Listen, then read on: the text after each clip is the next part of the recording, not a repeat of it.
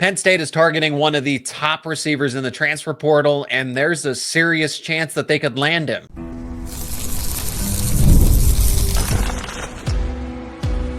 You are Locked On Nittany Lions, your daily podcast on the Penn State Nittany Lions. Part of the Locked On Podcast Network, your team every day. You are locked on to Penn State football and the transfer portal. Thank you so much for making Locked On Nittany Lions your first listen and watch every single day, the number one Penn State sports podcast out there. My name is Zach Seyko, and I am your host of the show. Yesterday, one of the top receivers in the transfer portal visited Penn State, so it's more than just the Nittany Lions targeting one of the top receivers in the portal. There is some movement here. Trebor Pena. Most Penn State fans are aware of him. He's the former Syracuse wide receiver. So is Penn State actually getting him? What does he bring to the table? Is he a potential star? What are the consequences of this move? Because yeah, it's a positive. You're getting a wide receiver, one of the better ones in the transfer portal, but there could be some bad consequences with this move. We'll discuss all of it in today's show. Of course, as always, let me know your thoughts down in the comment section. If you have a question that you would like me to address in a future podcast, let me know down below as well. Starting with, is Penn State actually going to get Trebor Pena? Well, he visited yesterday. He visited on Friday, and it seems like Penn State's very interested in Pena. Pena is interested in Penn State. That so far has been his first and only visit. At this point in time, again, things can change, things can speed up here, but On 3 has him projected to Penn State. Now, granted, that has a lot to do with the fact that he's only visited Penn State, but this isn't just an ongoing conversation. This isn't just rumors. He actually was on campus, and this has been so far his first and only visit. And for Penn State, this has been the first and only visit in the transfer portal. So there is a serious chance here that Penn State lands him. Now, it is going to come at a hefty NIL cost, but we'll get to that in just a moment, because there was an interesting reason why he was leaving Syracuse, and it involved quite a few dollar signs here.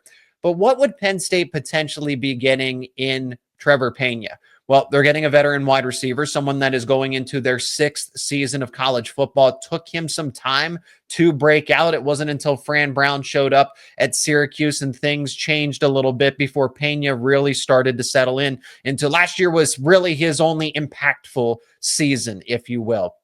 So Pena hasn't been this college star for a very long time, but you're getting somebody that has played a lot of college football, had a productive season at Syracuse a year ago. When you look at the statistics, would have been Penn State's best overall receiver statistically, not including Tyler Warren. We're talking about strictly wide receivers. I still have my concerns with Trebor Pena as far as his ceiling goes, because he's a good wide receiver, but he's not great. Don't think that Pena is the superstar wide receiver. Would he help Penn State? Yes. Would he move the needle in the right direction and get Penn State closer to a national championship? Yes. But he's not this superstar. I don't think he's this game changer. The concerns that I have are the fact that he did play in the ACC. The ACC isn't the best competition. SEC, even the Big 12 offer a little, I know, and that's saying something. The Big 12, right? Big 12's not known for playing defense, especially pass defense, right? But Pena, when I watch some of the highlights, when I watch some of the tape, I think that Pena's best attribute is he will go up and get a football. He will make some contested catches, but a lot of these highlights, ACC defenses are playing zone. They're not playing press. They're not playing a lot of consistent man coverage. So Pena is getting these free releases off the line of scrimmage, but he still is productive. Like I said, there's toughness. He's got good hands. He can catch the football, which helps as a wide receiver, but I'm eager to see what happens when you face that defensive back that is really good in one-on-one, that can match your speed. So Pena is really good at a little bit of everything. I can't say that he's overwhelmingly great at one category. So solid route runner, toughness, good catching ability, but against better competition, how does he fare? But Penn State would get an instant starter here in the slot. That's something to be aware of. that Penn State is targeting Pena for a reason, because they believe that he can be the starter alongside Kyron Hudson and alongside Devontae Ross. The three wide receivers, when they go three wide receiver formations, would be Kyron Hudson at the X, Devontae Ross at the other boundary, which would be the Z, and the Y, the slot position, would go to Pena. Pena's not a boundary receiver. Pena is the slot receiver. So that's another element of what Pena is bringing to the table here. If Penn State happens to land him, is that they are getting a bona fide slot wide receiver. Could he play a little boundary? Absolutely. But that's not why they're bringing him in. They are trying to bring him in as purely a slot receiver. Now, why he left Syracuse? It's because he wanted some NIL money, and Fran Brown was actually pretty transparent about that himself. He went on to one of the local radio shows to address it and said that Pena had asked that, and again, this is from Fran Brown. You can actually go watch the interview, that he wanted $2 million in NIL money. Is Penn State going to pay that? We'll see. I don't know about all the 2 million. Maybe they can negotiate. Maybe that's what Pena was trying to do. Maybe, right? Allegedly was trying to get Syracuse to offer some more NIL money. But that's something that Fran Brown had talked about, was that they had always Pena's best interest. They were trying to get him more NIL money, and it still wasn't good enough. And Fran Brown just said, you know what, it's best if you go into the transfer portal here. So that's how all of this came about, is that Pena was looking for a little bit of a pay raise here. And that's why he's in the transfer portal, leaving Syracuse after his career there. Penn State's interested. Pena's interested. To sum it all up, he would be a starter. He would get Penn State closer to a national title. Is he a superstar wide receiver? No, he is not, but he is a good one, despite some of the concerns that I have, and would help. Again, it would boost the wide receiver room, which is what is the most important part here. Now, if Pena were to join Penn State, again, this is a lot of hypothetical, but what would transpire after that? Well, there could be some bad consequences associated with this kind of addition as well. Talk about it next here on Locked On Nittany Lions. And today's show is brought to you by Amazon Fire TV. Did you know that your Fire TV is also an Xbox? Turn any TV into your gaming and entertainment hub with Fire TV Stick 4K devices. No console required. Just grab your paired controller, subscribe or sign in to Xbox Game Pass Ultimate with EA Play included, and you're ready to go. Dive into hundreds of premium titles, from EA Sports College Football 25 to Call of Duty Black Ops 6 and Avowed, as easily as you stream your favorite shows. It's gaming made simple, and it's all on your Fire TV. You'll have endless entertainment as well. With 4K streaming, you can watch more than 1.5 million movies and TV episodes from your favorite subscribed services like Netflix, Prime Video, Disney Plus, Max, and more. And you'll get affordable portable gaming. Play high-quality Xbox games at a fraction of the cost of a console. And if you already have a console, a Fire TV Stick 4K device is more affordable and easier to travel with, allowing you to take your games wherever you plug in. Head to Amazon.com/Fire TV Locked On to get started. Xbox Game Pass Ultimate subscription and compatible controller are required. Available on select devices, including the Fire TV Stick 4K, Fire TV Stick 4K Max, and Fire TV Cube. The consequences of bringing Trebor Pena in are pretty straightforward. One, you get a really good receiver. On the other hand, you might lose a receiver or two, or maybe three. I'm not really sure how it all shakes out here, but Penn State is taking a risk. Pena would be a one-year solution to try to get them closer to a national title, and I don't blame them. It's a veteran wide receiver that's available in the portal and would be, we all can agree, would be a starter for Penn State in the slot. And that's saying something, but what that means is that the depth could take a hit. What does that mean for Kaden Saunders? What does that mean for Liam Clifford? What does that mean for Tyseer Denmark? It's Kaden Saunders, I think, would be the starter in this case if you're going three wide receiver sets. Based on what I've seen in practice, and Tyseer Denmark, I think, would be somebody that definitely increases his role over time. But that's who's battling for the slot wide receiver position, is a combination of Kaden Saunders, Liam Clifford, and Tyseer Denmark. But Tyser Denmark's so versatile that you could put him behind Kyron Hudson at the X. You could put him behind Devontae Ross at the Z. But it seems like he's going to try to find his way onto the football field. The quickest path, the least resistance, would be the slot receiver for him to start and to get a good amount of reps. Kyron Hudson and Devontae Ross are locked in at the X and the Z. I can tell you that much. But yes, somebody would transfer out. And I know that it's a price that most Penn State fans would probably say they are willing to pay. If that's Kaden Saunders, if that's Liam Clifford, if it's both of them. What if it's both of them? What if it's Saunders and Denmark? I don't know how those players would react, but it's certainly pretty telling that Penn State is targeting a slot receiver specifically when you have 3 slot receivers vying for playing time here. If I had to make a prediction, my guess is that Kaden Saunders would at a very minimum transfer, because Tyser Denmark is versatile, can play a bunch of different roles. And the same thing with Liam Clifford. He can play the other wide receiver positions. Kaden Saunders, like Pena here, are strictly slot receivers. That's just their specialty. Pena, could play a little bit on the outside, but his game is in the slot. Same thing with Kaden Saunders. Yes, you could line him up on the boundary, but he is strictly a slot receiver. Liam Clifford could play the boundary. Tyser Denmark can play the boundary. Okay, those guys. And Tyser Denmark's going to be playing long-term. He still has more of his collegiate career. Kaden Saunders is getting close to the end of his collegiate career. Same thing with Liam Clifford. So maybe they want to look for another opportunity. The reason I don't think that Liam Clifford would go into the portal is because Sean Clifford, the Clifford family, Penn State and the Clifford family just like each other. When you look at it, it's just James Franklin and Sean Clifford and Liam Clifford have a great relationship. So if Liam Clifford is relegated to a reserve role once again, I don't know that it changes his outlook. With Kaden Saunders, I think it does. Just because there really isn't anywhere else for him to go. The slot receiver is his position. But if you bring in Pena, you could have an instance where 1, 2, or more receivers happen to go into the transfer portal. The wide receivers overall, I think are fine.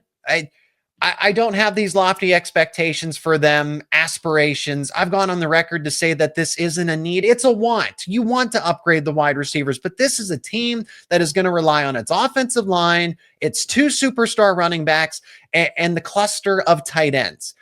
Upgrading the wide receivers certainly helps the offense. It does. I'm not saying that you can't do it, but make sure that it doesn't come at a cost where it's going to be an excessive amount of NIL, where it's going to cost you maybe some more depth. You bring in 1 starter and you lose 2 other guys from the wide receiver room. Is that really worth it at the end of the day? I'm not entirely sure at this point in time. We won't know long-term, but I know that depth is key. When you're playing a 17-game schedule, you're trying to get to that national title, you want depth. So if you're able to keep everybody happy, you can bring in Pena, you keep Saunders, you keep Clifford, and you keep Denmark, then this is fine. This move only helps. It adds. It doesn't subtract. That's kind of my biggest concern when I look at this. How the rotation would look is that Kyron, I already started to mention it, but Kyron Hudson would be the X, Devontae Ross would be the Z, Pena would be the starting slot receiver. You're getting an instant starter. And hopefully coming in after the spring football season doesn't change anything. We saw, hindsight's 2020, because we saw this with Dante Cephas, where Cephas had trouble grasping the playbook and trouble making adjustments. Well, Pena just recently went through a new offense, new quarterback, new coaching situation with Fran Brown taking over at Syracuse, and he actually benefited from it. So I don't know that Pena will have that same lag coming over to Penn State. But once again, you got to go through a new playbook. You got to build chemistry. There's all those things. Pena, I think, is good enough to overcome it. And again, be another option within an offense that has the 2 superstar running backs, has a very capable veteran quarterback in Drew Aller, the tight ends, the top 3 offensive line. It helps. After Hudson, Ross, and Pena, you would have Saunders and a combination of Saunders in the slot, Denmark wherever you need him to be, Anthony Ivy. Again, this is the portal. The portal is going to give. It's also going to take, and we know that it's going to take a lot, because I do find it very interesting that Penn State is reaching out to players and is scheduling visits. That means they're serious despite the circumstances, despite the fact that 20 plus players are going to have to go into the transfer portal. Most of those are probably going to be walk-ons, previously walk-ons, but we've seen JB Nelson go in, Tamir Robinson as a surprise, John Mitchell as a surprise. With this 10-day window, as it continues to shrink, more players could unexpectedly go in. But I think the offense is still in a very solid position alongside the defense for right now. Again, anything could change with the portal. I have to be very, very tentative with what I say about this group, but the offensive line is still top 3 in the country at a minimum. I really do think they have an argument for being the best O-line in the country, especially when they're fully healthy. Drew Aller at quarterback, both those running backs, Quentin Martin, Corey Smith behind them. The tight end room between Luke Reynolds, Khalil Dinkins, Andrew Rapplier is going to be ready by the time the season starts. And then you add in a freshman prodigy like Andrew Olish. So there's depth there. And then adding Pena into the mix, it just makes Penn State's offense a little more respectable here. And that's something that Penn State fans are obviously going to like. The transfer portal's still open. So let's hash that out again. Are they going to target anybody else? Are they going to go after some of the defensive tackles that are in the portal? Because I don't even think wide receiver is the position that they should be fully focused on. It's defensive tackle. So are they going to make any other additions and have to push anyone else out in the process? Well, we'll discuss that to finish up the show coming up next.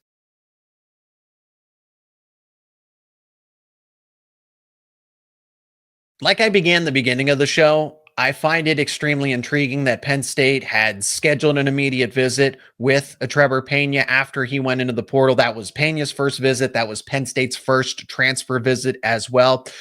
I know that they want to go after a defensive tackle. They want to go after linebackers, especially since Tamir Robinson just entered the portal and he's visiting, yes, your traditional fellow Big Ten school with USC. He posted on his social media that he was visiting out in Southern California. So he could remain in the Big Ten. There's a win for Danton Lynn, I suppose. But yes, if Robinson was in the fold at linebacker, I don't think that Penn State necessarily needed a linebacker, but now they might have to counter. It ultimately depends what the roster attrition is going to bring. Like I said, they have to be very selective. They are going to lose more players than they are going to bring in. It is no guarantee that they even bring in Pena, but the prospect of it is legitimate based on what we've talked about and definitely could happen. I would say it's more likely to happen than it isn't to happen, but it's no guarantee by any means here. And what does that mean for the other positions? They need a defensive tackle. They absolutely need a defensive tackle. Some better defensive tackles are beginning to go into the transfer portal, but that doesn't mean that Penn State's going to be the favorite to land any of them, unfortunately. The thing that Penn State has going is that they have plenty of depth. They have a lot of players at defensive tackle, but it's all unproven. There aren't a lot of immediate impact players. You have Zane Durant, I think is going to be a superstar in this defense this year. Not just a solid contributor, not just a fringe all-conference player, a top all-conference player, potentially All-America alongside Denai Dennis Sutton at defensive end, of course, respectively. Alonzo Ford, if he can stay healthy, Alonzo Ford is that all-conference contributor, solid, probably not All-America, but definitely second team all-conference is legitimate for Alonzo Ford. That's a nice 1-2 punch. Xavier Gilliam is beginning to break out for Penn State. Okay, that's promising.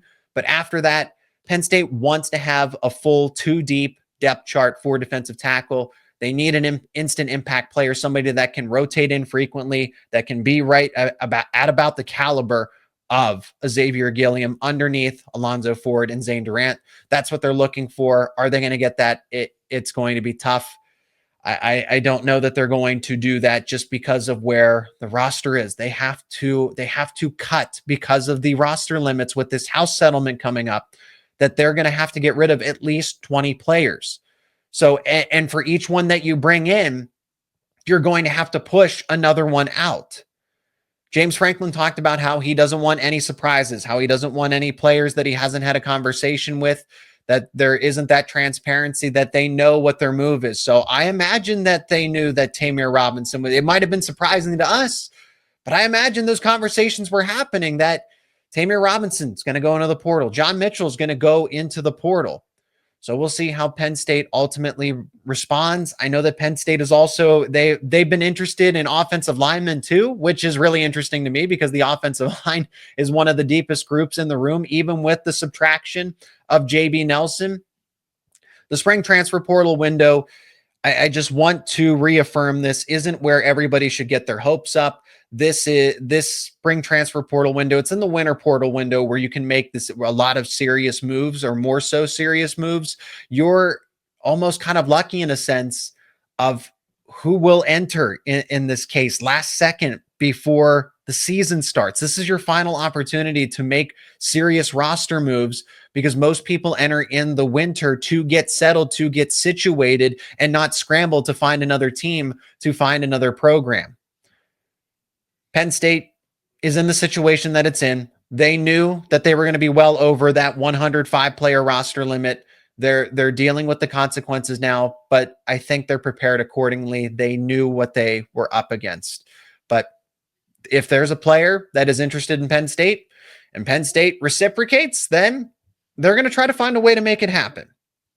This is the new age of college football where there is free agency. It is free agency, and you can make whatever moves are necessary based on the players that are available.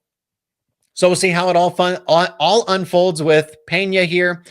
Hopefully Penn State can get him. Like I said, it helps. It helps Penn State's offense at the end of the day. I'm a little bit suspect about what other position groups they're going to be able to address. Again, my top priority for Penn State is an instant impact player. If they could find the equivalent of a Trebor Pena at defensive tackle, that's honestly a win in my book. And that's more important to me than it is landing a wide receiver, maybe another linebacker, but so be it. At the end of the day, shouldn't complain, because it still helps the team and gets them closer to what they want to accomplish this season, winning a national title. That's going to do it for this edition of Locked On Nittany Lions, talking about the transfer portal here. Again, let me know your thoughts down in the comment section. If you got a question you want me to address in an upcoming show, let me know as well. Ask away. If you are new to the show, subscribe to the YouTube channel and wherever you get your podcast. Leave a like on the show, share it with friends and family. And for more conversations around your favorite Penn State sports teams, including Penn State football, wrestling, basketball, and so much more, keep it right here on Locked On Nittany Lions. And again, thank you so much for making Locked On Nittany Lions your first listen and watch every single day. For your second listen and watch, you got to check out Locked On NFL Draft with hosts Damian Parson and Keith Sanchez as your favorite collegiate players, as your favorite former Penn State Nittany Lions. Get ready for the next level. Get the latest draft rankings, the latest rumors, the latest news every single day. You can find Locked On NFL Draft available on YouTube and wherever you get your podcasts. And it's all part of the Locked On Podcast Network, where it is your team every day.